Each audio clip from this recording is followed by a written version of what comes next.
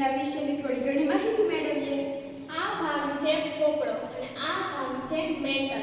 બાહ્ય ભૂગર્ભ આ ભાગમાં આવેલું હોય છે અને આંતરિક ભૂગર્ભ આ ભાગમાં આવેલું હોય છે.